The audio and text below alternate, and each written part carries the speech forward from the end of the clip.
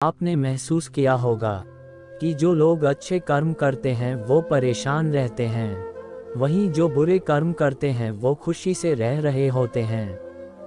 अच्छे कर्म करने वाले परेशान होते हैं कि आखिर उन्हें इतनी परीक्षा क्यों देनी पड़ रही है, जबकि जो अधर्म की राह में हैं वो खुश हैं और जिंदगी का लुत्फ़ उठा रहे हैं। अगर आपके मन में भी ये सवाल आया है तो आज हम आपको इसका जवाब देंगे। ये जवाब वो है जो भगवत गीता में लिखा है और श्री कृष्ण ने अर्जुन को दिया था। भगवत गीता में वर्णित कथा के अनुसार जब भी अर्जुन के मन में कोई दुविधा होती थी तो वो श्री कृष्ण के पास पहुंच जाते थे। एक बार की बात है, अर्जुन भगवान श्री कृष्ण के समीप आकर कहा कि वो दुविधा में हैं और इसका जवाब वो श्री कृष्ण से चाहते हैं। श्री कृष्ण ने पूछा कि क्या सवाल है।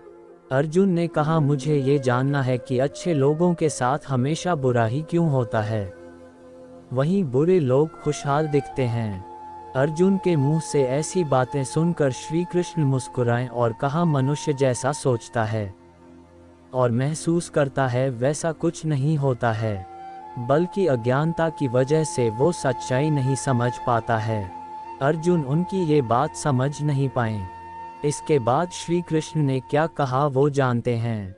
श्री कृष्ण ने अर्जुन से कहा, पार्थ, मैं तुम्हें एक कथा सुनाता हूँ, उसे सुनकर तुम समझ जाओगे कि हर प्राणी को उसके कर्म के हिसाब से ही फल मिलता है। प्रकृति हर किसी को अपनी राह चुनने का मौका देती है, अब वो मनुष्य की इच्छा पर निर्भर करता है कि उसे धर्म की राह चुननी है या अधर्म की।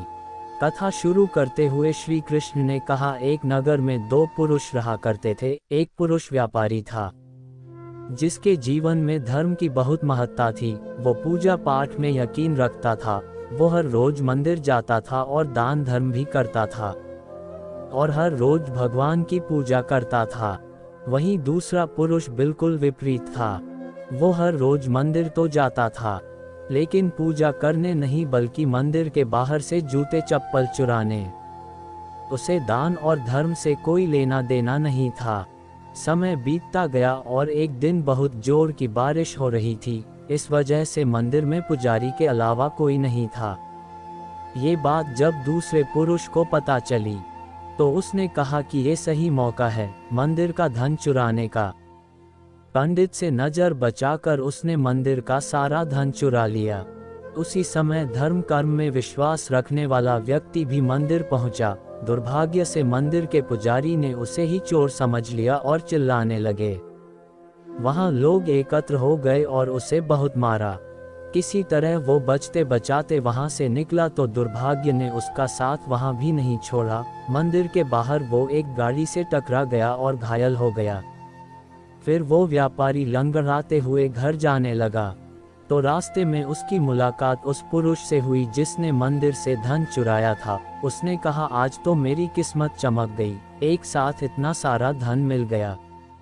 ये सब देखकर उसे बहुत बुरा लगा और उसने अपने घर से भगवान की सारी तस्वीरें निकाल दीं।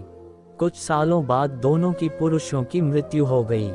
मरने के बाद जब दोनों यमराज की सभा में पहुंचे और भले पुरुष ने दूसरे व्यक्ति को देखा तो उसे बहुत गुस्सा आया।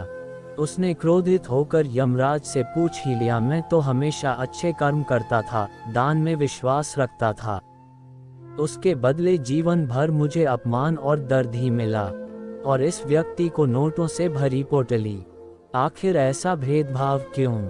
इस पर यमराज ने कहा, पुत्र, तुम गलत समझ रहे हो। जिस दिन तुम्हारी गाड़ी से टक्कर हुई थी वो दिन तुम्हारे जीवन का आखिरी दिन था, परंतु तुम्हारे अच्छे कर्मों की वजह से तुम्हारी मौत सिर्फ एक छोटी से चोट में बदल गई। तुम इस दुष्ट व्यक्ति के बारे में जानना चाहते हो। दरअसल इसके भाग्य में राजयोग था, मगर इसके कुकर्मों और अधर्म की वजह से वो सिर्फ एक छोटी सी धन की पोटली में बदल गया। कथा सुनाने के बाद श्री कृष्ण अर्जुन से कहते हैं, पार्थ, क्या अब तुम्हें तुम्हारे सवाल का जवाब मिल गया? ऐसा सोचना कि भगवान तुम्हारे कर्मों को नजरअंदाज कर रहे हैं, ये बिल्कुल भी सत्य नहीं है।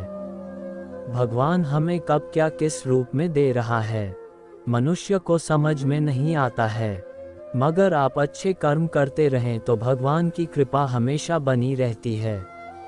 इसलिए अपने अच्छे कर्मों को बदलना नहीं चाहिए, क्योंकि उसका फल हमें इसी जीवन में मिलता है।